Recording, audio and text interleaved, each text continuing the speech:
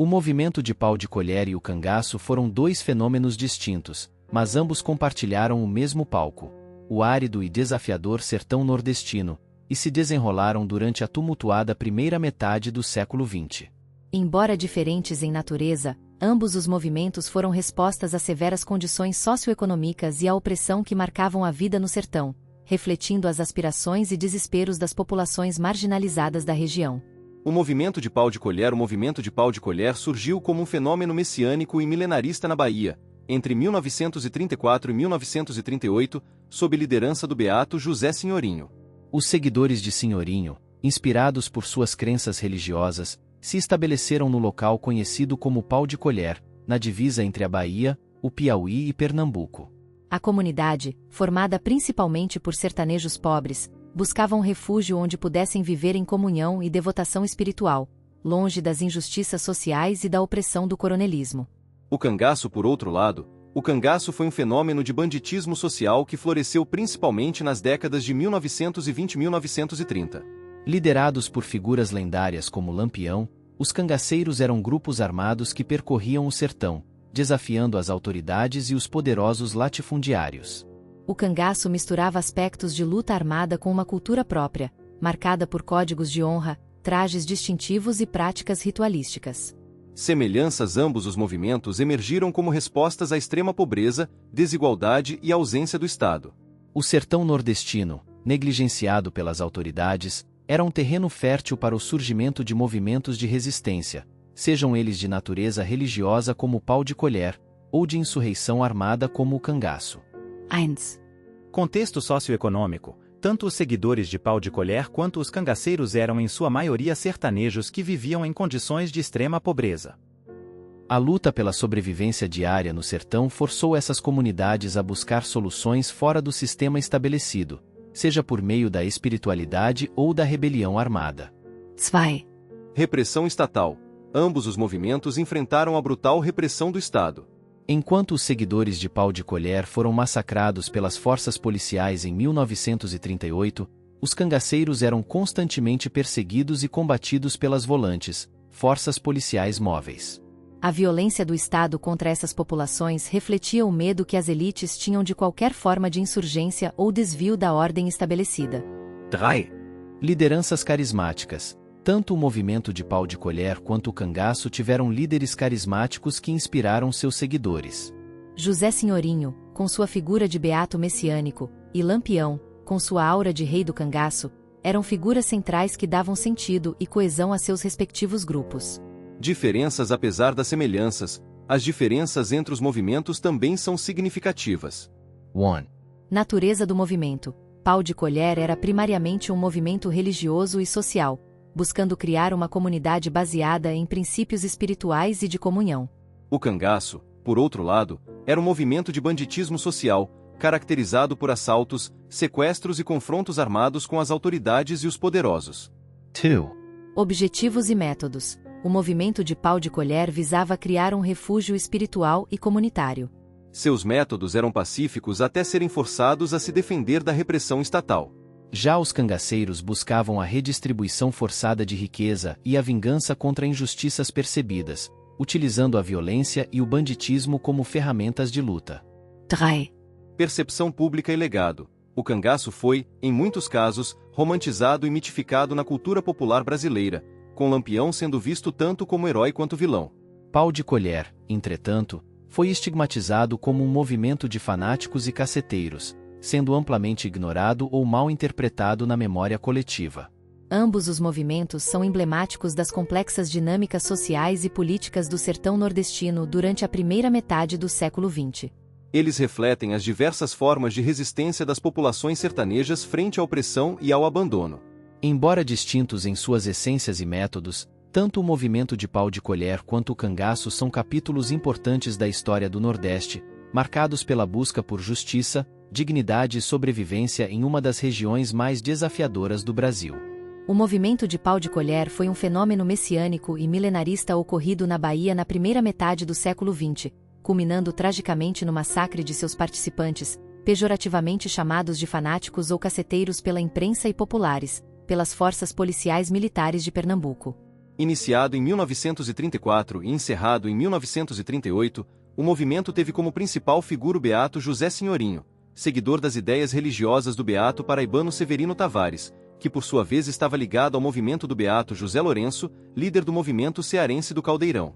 Junto a muitos sertanejos, eles se estabeleceram em Pau de Colher, no município de Casa Nova, na divisa da Bahia com Piauí e Pernambuco. Naquela época, o Brasil vivia a ditadura Vargas, um período de crescente urbanização, aumento da produção industrial, êxodo rural e a nova ordem política com o fim do coronelismo. A Bahia estava marcada pelo assassinato do coronel Horácio de Matos no início da década e pela campanha contra Lampião ao longo dos anos 30. Durante o breve período de restauração democrática de 1934 a 1936, o Estado experimentou uma normalidade institucional, mas a continuidade do governo do interventor nomeado, Juracy Magalhães, que comandou o Estado de 1931 a 10 de novembro de 1937, foi interrompida pela instalação do Estado Novo. Com a nomeação do coronel Antônio Fernandes Dantas como interventor interino, houve uma forte repressão policial na capital, com queima de livros considerados subversivos e prisão do líder opositor Nestor Duarte. Dantas foi substituído por Landulfo Alves em janeiro de 1938, quando ocorreu o desfecho de Pau de Colher. Em uma sombra lateral de sua casa no sertão nordestino, seu militão Rodrigues da Silva, sobrevivente do massacre, desenha um círculo no chão de terra com sua bengala improvisada, marcando o local onde uma metralhadora estava posicionada, amarrada a uma árvore e apontada para o acampamento. Seu militão, com memórias tão vívidas, mesmo próximo de completar 90 anos de idade, testemunha um capítulo de horror da história brasileira, marcado pela brutal violência do Estado durante a ditadura Vargas, que ainda reverbera em traumas e preconceitos. Há 80 anos, o Arraial de Pau de Colher, localizado a 98 quilômetros da sede do município de Casa Nova, na divisa com os estados de Piauí e Pernambuco, reunia aproximadamente 4.000 pessoas, uma população maior que a própria sede do município e cidades vizinhas, como Petrolina, PE, e Remanso, BA. Sob um frondoso pé de juazeiro, havia uma feira movimentada, mas os motivos dessa grande aglomeração eram religiosos e sociais. A comunidade se tornou uma extensão de Caldeirão, liderada pelo beato Zé Lourenço. Marcos Damasceno, autor do livro E Guerra de Pau de Colher, Massacre à Sombra da Ditadura Vargas, explica que, inicialmente, Pau de Colher seria um local de seleção para Caldeirão, mas com a destruição deste em 1936, as pessoas permaneceram.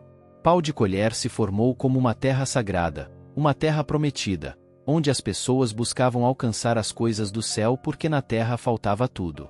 Em 1934, as pessoas começaram a chegar ao local, primeiro para participar das rezas com Senhorinho, depois, para morar. Em 1937, o arraial atingiu sua maior população. Homens, mulheres e crianças viviam enlatadas, uma espécie de barraca feita com palha e varas, e faziam refeições coletivas. Seu militão recorda da alimentação no acampamento, que consistia em feijão mal cozido, sem tempero. Nem todos os vizinhos quiseram integrar o movimento religioso, gerando disputas, principalmente devido à liderança de Joaquim Bezerra, o quinzeiro, que assumiu após a morte de Senhorinho. Para Damasceno, o movimento pode ser dividido em dois momentos, um sob a liderança de Senhorinho, marcado pela vida em comunhão, e outro sob quinzeiro, com violência e brigas internas. A multidão em Pau de Colher incomodou as forças políticas regionais. No contexto da ditadura Vargas e da perseguição ao cangaço, movimentos semelhantes como Caldeirão e Canudos foram dizimados. 4 volantes policiais foram a Pau de Colher, culminando no massacre de janeiro de 1938, liderado pela polícia de Pernambuco. A população reagiu com as armas que tinham, mas a maioria não sobreviveu. Estima-se que cerca de 1.000 pessoas morreram, muitas enterradas em uma sepultura coletiva. Francisco do Nascimento, lavrador nascido em Pau de Colher, relata que sua mãe viu sua irmã morrer com um tiro na cabeça enquanto fugiam. Gregório Manuel Rodrigues, nascido na comunidade, acredita que a polícia não deveria ter matado aquelas pessoas, mas sim ouvir suas reivindicações. A história de Pau de Colher foi ocultada, prevalecendo a versão de um povo sem propósito, violento e fanático. Moisés de Almeida, historiador e professor da UPE, afirma que há uma tentativa de apagamento da memória em eventos de massacres. A imprensa da época tratava as lutas de Pau de Colher como atentados ao regime, justificando a ação violenta do Estado. Hoje, A memória do movimento é preservada pelos próprios moradores, que cuidam do acampamento, sepulturas e objetos antigos. Desde 2003, uma romaria anual é realizada, resgatando a história da comunidade. Estudantes do Colégio Antônio Honorato também trabalham para recontar essa história, produzindo materiais que mostram uma nova visão do movimento religioso e social. Pau de Colher, ainda hoje, enfrenta a invisibilidade de sua luta popular. A comunidade formada por cerca de 40 famílias carrega um orgulho silencioso de suas raízes, mas muitos evitam tocar no assunto, devido aos traumas e preconceitos que ainda persistem. A história da resistência e da busca por dignidade deste povo foi em grande parte apagada, prevalecendo uma visão distorcida que os associava à violência e fanatismo. Ainda hoje tem gente que tem preconceito com isso aqui, tem umas pessoas que não quer nem que falem das pessoas daquele tempo, comenta Gregório Manuel. Por muito tempo, o nome da comunidade foi usado pejorativamente, como forma de adjetivar negativamente outras situações. Lá vai virar um pau de colher, conta Francisco do Nascimento, referindo-se ao uso do nome para chocar os outros. O historiador Moisés de Almeida, que pesquisa a narrativa dos jornais de Pernambuco sobre movimentos sociais entre 1896 e 1938, observa que a imprensa da época tratava Pau de Colher, Canudos e Caldeirão como ameaças ao regime. Para a imprensa, esses movimentos representavam uma rebelião contra o governo, justificando assim a repressão brutal. A imprensa, inclusive, vai dizer que para a fera não existe outra solução que não a bala ou a faca, destaca o professor. Mesmo sem um museu ou memorial, a comunidade de Pau de Colher preserva sua memória. Os moradores cuidam do local do acampamento, das sepulturas e dos objetos antigos. À espera de uma estrutura física, a família de Gregório guarda balas, talheres, pedaços de vidro, moedas e cachimbos como se fossem tesouros.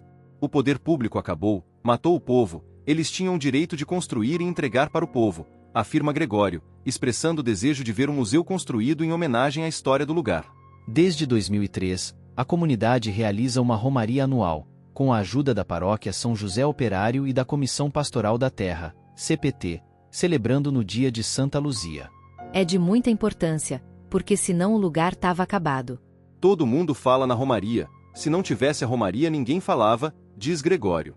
A romaria tem sido fundamental para manter viva a memória do movimento, enquanto tecnologias sociais, como cisternas de captação de água de chuva, e o apoio de algumas instituições, têm melhorado as condições de vida na comunidade. Dentro do município de Casa Nova, a história de Pau de Colher é ainda pouco conhecida ou mal interpretada. Com o objetivo de resgatar essa história, uma turma de estudantes do Colégio Antônio Honorato desenvolveu um projeto de pesquisa, descobrindo que apenas 4% da comunidade escolar tinha conhecimento sobre a Guerra de Pau de Colher. Após visitas à comunidade e conversas com os moradores, os estudantes produziram materiais como álbuns de fotografias, perfis nas redes sociais e um documentário.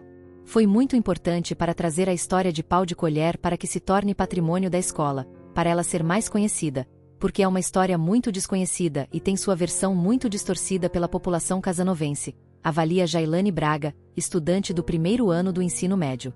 Para Átila Ramon Gomes, também estudante e integrante do projeto, os materiais produzidos estão sendo usados como meio para contar uma nova versão da história e mostrar realmente como que aconteceu, que não foi só o que eles pensam, mas que tem um outro lado da história. O movimento de Pau de Colher completa 86 anos em dezembro, mas a luta por reconhecimento e valorização continua. A comunidade persiste, preservando sua memória e resistindo à negação do Estado, enquanto busca justiça e dignidade para os que lutaram e morreram por uma vida melhor. #hashtag o cangaço. Rebeldia e resiliência no sertão nordestino. O cangaço foi um fenômeno singular e marcante na história do Nordeste brasileiro, principalmente nas décadas de 1920 e 1930. Ele representa a resistência armada de grupos de sertanejos contra as opressões socioeconômicas e políticas da época.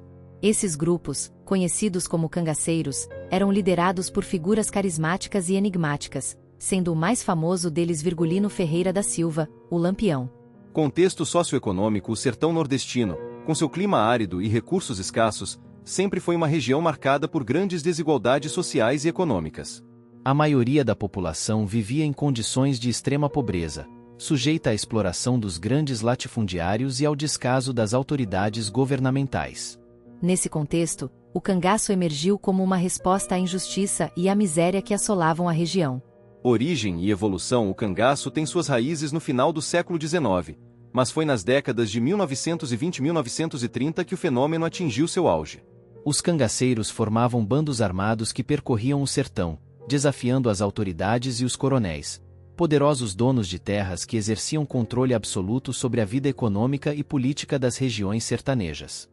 Os cangaceiros viviam de saques, assaltos e sequestros, mas também praticavam atos de justiça social, distribuindo parte dos bens roubados entre os pobres. Esse comportamento ambíguo fazia com que fossem vistos tanto como heróis populares quanto como bandidos cruéis. Lampião, o rei do cangaço Virgulino Ferreira da Silva, mais conhecido como Lampião, é a figura mais emblemática do cangaço. Nascido em 1898 no estado de Pernambuco, Lampião se tornou um cangaceiro após a morte violenta de seu pai, supostamente pelas mãos de policiais ou jagunços a serviço de coronéis locais. Esse evento levou a buscar vingança e a adotar a vida de cangaceiro.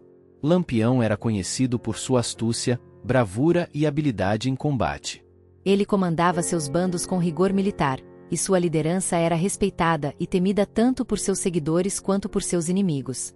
Sob seu comando, o cangaço se expandiu, atravessando vários estados do Nordeste e desafiando continuamente as autoridades. Vida no cangaço. A vida dos cangaceiros era dura e perigosa. Eles viviam em constante movimento, atravessando as vastas e inóspitas regiões do sertão para evitar a captura pelas forças policiais, conhecidas como volantes. As volantes eram grupos móveis de policiais que perseguiam os cangaceiros, e os confrontos entre os dois grupos eram frequentemente violentos e sangrentos. Os cangaceiros adotavam uma vestimenta característica, com chapéus de couro enfeitados, cartucheiras e roupas ornamentadas. Esse traje não só oferecia proteção contra os elementos do sertão, mas também servia como símbolo de sua identidade e resistência. Repressão e fim do cangaço. A década de 1930 marcou o início do fim do cangaço. O governo de Getúlio Vargas intensificou os esforços para erradicar os bandos cangaceiros, e as volantes receberam melhores armas e treinamento. Em 1938, Lampião e grande parte de seu bando foram emboscados e mortos pela polícia na Grota do Angico, em Sergipe. A morte de Lampião marcou o declínio do cangaço, embora alguns bandos continuassem a atuar por alguns anos após sua morte. Legado. O cangaço deixou um legado duradouro na cultura e na história do Nordeste brasileiro.